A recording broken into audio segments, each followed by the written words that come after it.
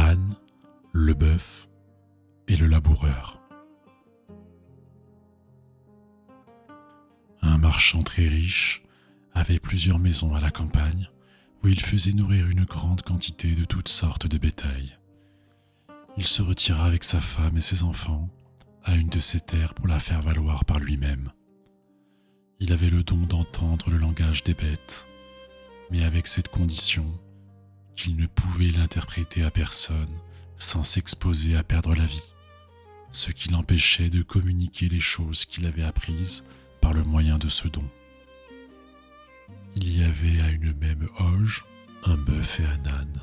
Un jour, il était assis près d'eux et qu'il se divertissait à voir jouer devant lui ses enfants. Il entendit que le bœuf disait à l'âne : « L'éveillé, que je te trouve heureux quand je considère le repos dont tu jouis et le peu de travail qu'on exige de toi. Un homme te panse avec soin, te lave, te donne de l'orge bien criblée et de l'eau fraîche et nette.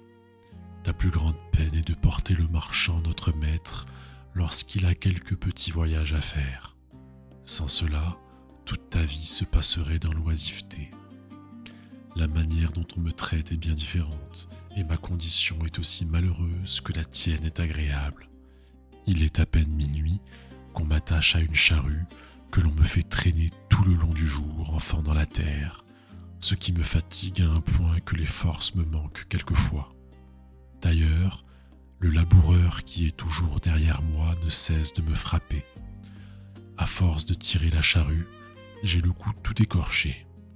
Enfin, après avoir travaillé depuis le matin jusqu'au soir, quand je suis de retour, on me donne à manger de méchantes fèves sèches, dont on ne s'est pas mis en peine d'ôter la terre ou d'autres choses qui ne valent pas mieux. Pour comble de misère, lorsque je me suis repu d'un mets si peu appétissant, je suis obligé de passer la nuit couché dans mon ordure. Tu vois donc que j'ai raison d'envier ton sort. » L'âne n'interrompit pas le bœuf. Il lui laissa dire tout ce qu'il voulut. Mais quand il eut achevé de parler, « Vous ne démentez pas, lui dit-il, le nom d'idiot qu'on vous a donné. Vous êtes trop simple, vous vous laissez mener comme l'on veut, et vous ne pouvez prendre une bonne résolution. Cependant, quel avantage vous revient-il de toutes les indignités que vous souffrez ? Vous vous tuez vous-même pour le repos, le plaisir et le profit de ceux qui ne vous en savent point de gré. On ne vous traiterait pas de la sorte si vous aviez autant de courage que de force. Lorsqu'on vient vous attacher à l'auge, que ne faites-vous résistance ? Que ne donnez-vous de bons coups de corne ? Que ne marquez-vous votre colère en frappant du pied contre terre ? Pourquoi, enfin, n'aspirez-vous pas la terreur par des beuglements effroyables ? La nature vous a donné les moyens de vous faire respecter et vous ne vous en servez pas. On vous apporte de mauvaises fèves et de mauvaises pailles, n'en mangez point, flairez-les seulement et laissez-les. Si vous suivez les conseils que je vous donne, vous verrez bientôt un changement dont vous me remercierez. » Le bœuf prit en fort bonne part les avis de l'âne. Il lui témoigna combien il lui était obligé. « Cher l'éveillé, ajouta-t-il, je ne manquerai pas de faire tout ce que tu m'as dit, et tu verras de quelle manière je m'en acquitterai. » Ils se turent après cet entretien, dont le marchand ne perdit pas une parole. Le lendemain, de bon matin, le laboureur vint prendre le bœuf. Il l'attacha à la charrue et le mena au travail ordinaire. Le bœuf, qui n'avait pas oublié le conseil de l'âne, fit fort le méchant ce jour-là. Et le soir, lorsque le laboureur, l'ayant ramené à l'auge, voulut l'attacher comme de coutume, le malicieux animal, au lieu de présenter ses cornes de lui-même, se mit à faire le rétif et à reculer en beuglant, baissa même ses cornes, comme pour en frapper le laboureur. Il fit enfin tout le manège que l'âne lui avait enseigné. Le jour suivant, le laboureur vint le reprendre pour le ramener au labourage, mais, trouvant l'auge encore remplie des fèves et de la paille qu'il y avait mise le soir, et le bœuf couché par terre, les pieds étendus et haletant d'une étrange façon, il le crut malade. Il en eut pitié et, jugeant qu'il serait inutile de le mener au travail, Il alla aussitôt en avertir le marchand. Le marchand vit bien que les mauvais conseils de l'éveillé avaient été suivis, et pour le punir comme il le méritait, « Va, dit-il au laboureur, prends l'âne à la place du bœuf et ne manque pas de lui donner bien de l'exercice. » Le laboureur obéit.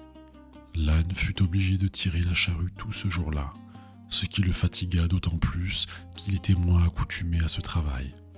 Outre cela, il reçut tant de coups de bâton qu'il ne pouvait se soutenir quand il fut le retour. Cependant, le bœuf était très content. Il avait mangé tout ce qu'il y avait dans son auge et s'était reposé toute la journée. Il se réjouissait en lui-même d'avoir suivi les conseils de l'éveillé. Il lui donnait 1000 bénédictions pour le bien qu'il lui avait procuré, et il ne manqua pas de lui en faire un nouveau compliment lorsqu'il le vit arriver. L'âne ne répondit rien au bœuf, tant il avait de dépit d'avoir été si maltraité. « C'est par mon imprudence, se disait-il à lui-même, que je me suis attiré ce malheur. Je vivais heureux, tout me riait. J'avais tout ce que je pouvais souhaiter. C'est ma faute si je suis dans ce déplorable état. Et si je ne trouve quelque ruse en mon esprit pour m'en tirer, ma perte est certaine. » En disant cela, ses forces se retrouvèrent tellement épuisées qu'il se laissa tomber à demi-mort au pied de son auge. En cet endroit, le grand vizir, s'adressant à Scheherazade, lui dit « Ma fille, vous faites comme cet âne, vous vous exposez à vous perdre par votre fausse prudence. Croyez-moi, demeurez en repos et ne cherchez point à prévenir votre mort. » « Mon père, répondit Scheherazade, l'exemple que vous venez de rapporter n'est pas capable de me faire changer de résolution, et je ne cesserai point de vous importuner, que je n'ai obtenu de vous que vous me présenterez au sultan pour être son épouse. » Le vizir, voyant qu'elle persistait toujours dans sa demande, lui répliqua « Eh bien, puisque vous ne voulez pas quitter votre obstination, je serai obligé de vous traiter de la même manière que le marchand dont je viens de parler traita sa femme peu de temps après. Et voici comment. » Ce marchand, ayant appris que l'âne était dans un état pitoyable, fut curieux de savoir ce qui se passerait entre lui et le bœuf. C'est pourquoi, après le souper, il sortit au clair de la lune et alla s'asseoir auprès d'eux, accompagné de sa femme. En arrivant, il entendit l'âne qui disait au bœuf « Compère, dites-moi, je vous prie, ce que vous prétendez faire quand le laboureur vous apportera demain à manger. »« Ce que je ferai, répondit le bœuf, je continuerai à faire ce que tu m'as enseigné. Je m'éloignerai d'abord, je présenterai mes cornes comme hier, je ferai le malade et feindrai d'être aux abois. »« Gardez-vous-en bien, interrompit l'âne, ce serait le moyen de vous perdre, car, en arrivant ce soir, j'ai ouï dire au marchand notre maître une chose qui m'a fait trembler pour vous. »« Et qu'avez-vous entendu ?» dit le bœuf. « Ne me cachez rien, de grâce, mon cher éveillé. » « Notre maître, reprit l'âne, a dit au laboureur ces tristes paroles. Puisque le bœuf ne mange pas et qu'il ne peut se soutenir, je veux qu'il soit tué dès demain. Nous ferons, pour l'amour de Dieu, une aumône de sa chair aux pauvres. Et quant à sa peau, qui pourra nous être utile, tu la donneras au courroyeur. Ne manque donc pas de faire venir le boucher. » « Voilà ce que j'avais à vous apprendre, ajouta l'âne. L'intérêt que je prends à votre conservation et l'amitié que j'ai pour vous m'obligent à vous en avertir et à vous donner un nouveau conseil. D'abord, quand on vous apportera vos fèves et votre paille, levez-vous et vous jetez dessus avec avidité. Le maître jugera par là que vous êtes guéri et révoquera, sans doute, l'arrêt de mort, au lieu que si vous en usez autrement, c'est fait de vous. Ce discours produisit l'effet qu'en avait attendu l'âne. Le bœuf en fut étrangement troublé et en beugla d'effroi. Le marchand, qui les avait écoutés tous deux avec beaucoup d'attention, fit alors un si grand éclat de rire que sa femme en fut très surprise. « Apprenez-moi, lui dit-elle, pourquoi vous riez si fort, afin que j'en rie avec vous. »« Ma femme, lui répondit le marchand. Contentez-vous de m'entendre rire. Non, reprit-elle, j'en veux savoir le sujet. Je ne puis vous donner cette satisfaction, repartit le mari. Sachez seulement que je ris de ce que notre âne vient de dire à notre bœuf. Le reste est un secret qu'il ne m'est pas permis de vous révéler.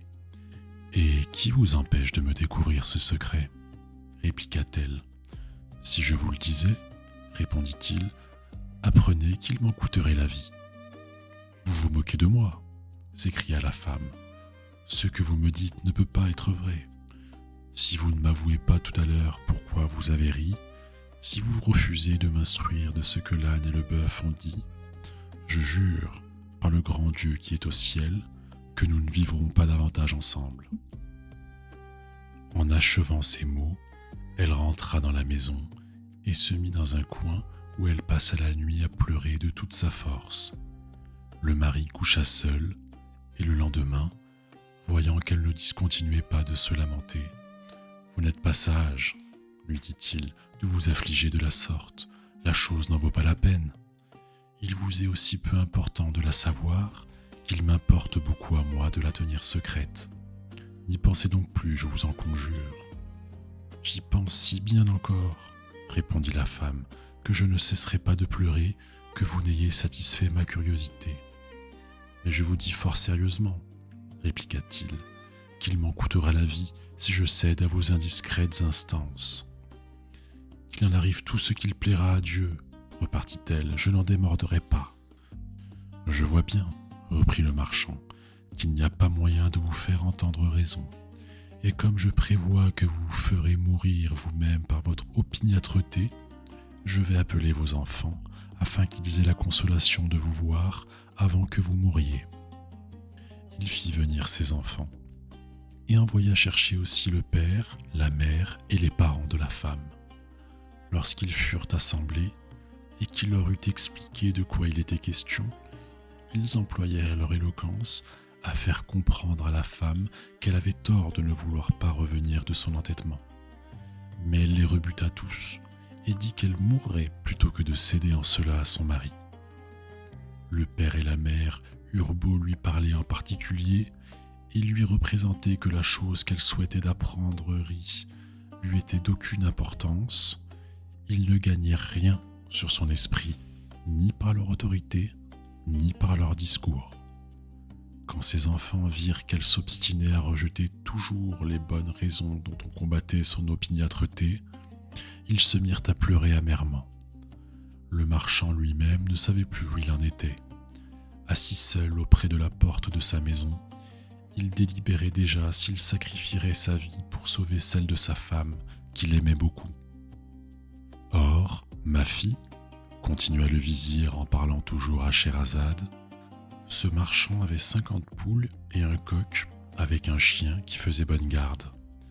Pendant qu'il était assis, comme je l'ai dit, et qu'il rêvait profondément au parti qu'il devait prendre, il vit le chien courir vers le coq qui s'était jeté sur une poule, et il entendit qu'il lui parla dans ces termes. « Ô coq, Dieu ne permettra pas que tu vives encore longtemps. N'as-tu pas honte de faire aujourd'hui ce que tu fais ?» Le coq monta sur ses ergots et, se tournant du côté du chien, « Pourquoi, répondit-il fièrement, cela me serait-il défendu aujourd'hui plutôt que les autres jours ? Puisque tu l'ignores, répliqua le chien, apprends que notre maître est aujourd'hui dans un grand deuil. Sa femme veut qu'il lui révèle un secret qui est de telle nature qu'il perdra la vie s'il le lui découvre. Les choses sont en cet état, et il est à craindre qu'il n'ait pas assez de fermeté pour résister à l'obstination de sa femme, car il l'aime et il est touché des larmes qu'elle répand sans cesse. Il va peut-être périr, nous en sommes tous alarmés dans ce logis. Toi seul, insultant notre tristesse, tu as l'impudence de te divertir avec tes poules. » Le coq repartit de cette sorte à la réprimande du chien. « Que notre maître est insensé. Il n'a qu'une femme et il n'en peut venir à bout, pendant que j'en ai 50 qui ne font que ce que je veux. Qu'il rappelle sa raison, il trouvera bientôt moyen de sortir de l'embarras où il est. Et que veux-tu qu'il fasse ?» dit le chien. « Qu'il entre dans la chambre où est sa femme, » répondit le coq, « et qu'après s'être enfermé avec elle, il prenne un bon bâton et lui en donne 1000 coups. Je mets en fait qu'elle sera sage après cela, et qu'elle ne le pressera plus de lui dire ce qu'il ne doit pas lui révéler. » Le marchand n'eut pas sitôt entendu ce que le coq venait de dire qu'il se leva de sa place, prit un gros bâton et alla trouver sa femme qui pleurait encore, s'enferma avec elle et la battit si bien qu'elle ne put s'empêcher de crier « C'est assez, mon mari, c'est assez, laissez-moi, je ne vous demanderai plus rien. » À ces paroles, et voyant qu'elle se repentait d'avoir été curieuse si mal à propos, il cessa de la maltraiter.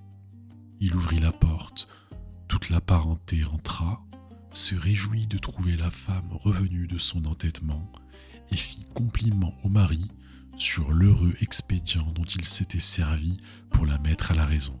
« Ma fille, » ajouta le grand vizir, « vous mériteriez d'être traitée de la même manière que la femme de ce marchand. »« Mon père, » dit alors Scheherazade, « de grâce, ne trouvez point mauvais que je persiste dans mes sentiments. L'histoire de cette femme ne saurait m'ébranler. Je pourrais vous en raconter beaucoup d'autres qui vous persuaderaient que vous ne devez pas vous opposer à mon dessein. D'ailleurs, pardonnez-moi, si j'ose vous le déclarer, vous vous y opposeriez vainement. Quand la tendresse paternelle refuserait de souscrire à la prière que je vous fais, j'irai me présenter moi-même au sultan. » Enfin le père, poussé à bout par la fermeté de sa fille, se rendit à ses importunités, et quoique fort affligé de n'avoir pu la détourner d'une si funeste résolution, il alla, dès ce moment, trouver Schahriar pour lui annoncer que la nuit prochaine, il lui mènerait Scheherazade. Le sultan fut fort étonné du sacrifice que son grand vizir lui faisait. « Comment avez-vous pu, lui dit-il, vous résoudre à me livrer votre propre fille ? » « Sire, lui répondit le vizir, elle s'est offerte d'elle-même. La triste destinée qui l'attend n'a pu l'épouvanter, et elle préfère à sa vie l'honneur d'être une seule nuit l'épouse de votre majesté. Mais ne vous trompez pas, vizir, reprit le sultan. Demain, en remettant Scheherazade entre vos mains, je prétends que vous lui ôtiez la vie. Si vous y manquez, je vous jure que je vous ferai mourir vous-même. Sire, repartit le vizir, mon cœur gémira, sans doute, en vous obéissant, mais la nature aura beau murmurer, quoique père, je vous réponds d'un bras fidèle. Schahriar accepta l'offre de son ministre et lui dit qu'il n'avait qu'à lui amener sa fille quand il lui plairait. Le grand vizir alla porter cette nouvelle à Scheherazade, qui la reçut avec autant de joie que si elle eût été la plus agréable du monde. Elle remercia son père de l'avoir si sensiblement obligée, et, voyant qu'il était accablé de douleur, elle lui dit, pour le consoler, qu'elle espérait ne se repentirait pas de l'avoir marié avec le sultan, et qu'au contraire, il aurait sujet de s'en réjouir tout le reste de sa vie. Elle ne songea plus qu'à se mettre en état de paraître devant le sultan. Mais avant que de partir, elle prit sa sœur Dinarzade en particulier et lui dit « Ma chère sœur, j'ai besoin de votre secours dans une affaire très importante. Je vous prie de ne me le pas refuser. Mon père va me conduire chez le sultan pour être son épouse. Que cette nouvelle ne vous épouvante pas. Écoutez-moi seulement avec patience. Dès que je serai devant le sultan, je le supplierai de permettre que vous couchiez dans la chambre nuptiale, afin que je jouisse cette nuit encore de votre compagnie. Si j'obtiens cette grâce, comme je l'espère, souvenez-vous de m'éveiller demain matin, 1 heure avant le jour, et de m'adresser ces paroles. Ma sœur, si vous ne dormez pas, je vous supplie, en attendant le jour qui paraîtra bientôt, de me raconter un de ces beaux contes que vous savez. Aussitôt, je vous en conterai un, et je me flatte de délivrer par ce moyen tout le peuple de la consternation où il est. » Dinarzade répondit à sa sœur qu'elle ferait avec plaisir ce qu'elle exigeait d'elle. L'heure de se coucher étant enfin venue, Le grand vizir conduisit Scheherazade au palais et se retira après l'avoir introduite dans l'appartement du sultan. Ce prince ne se vit pas plutôt avec elle qu'il lui ordonna de se découvrir le visage. Il la trouva si belle qu'il en fut charmé, mais s'apercevant qu'elle était en pleurs, il lui en demanda le sujet. « Sire, répondit Scheherazade, j'ai une sœur que j'aime aussi tendrement que j'en suis aimée. Je souhaiterais qu'elle passât la nuit dans cette chambre pour la voir et lui dire adieu encore une fois. Voulez-vous bien que j'aie la consolation de lui donner ce dernier témoignage de mon amitié ?» Schahriar y ayant consenti, on alla chercher Dinarzade, qui vint en diligence. Le sultan se coucha avec Scheherazade sur une estrade fort élevée à la manière des monarques de l'Orient, et Dinarzade dans un lit qu'on lui avait préparé au bas de l'estrade. 1 heure avant le jour, Dinarzade, s'étant réveillée, ne manqua pas de faire ce que sa sœur lui avait recommandé. « Ma chère sœur, s'écria-t-elle, si vous ne dormez pas, je vous supplie, en attendant le jour qui paraîtra bientôt, de me raconter un de ces contes agréables que vous savez. Hélas, ce sera peut-être la dernière fois que j'aurai ce plaisir. » Scheherazade, au lieu de répondre à sa sœur, s'adressa au sultan. « Sire, dit-elle, votre majesté veut-elle bien me permettre de donner cette satisfaction à ma sœur ? » « Très volontiers, répondit le sultan. Alors Scheherazade dit à sa sœur d'écouter, et puis, adressant la parole à Schahriar, elle commença de la sorte.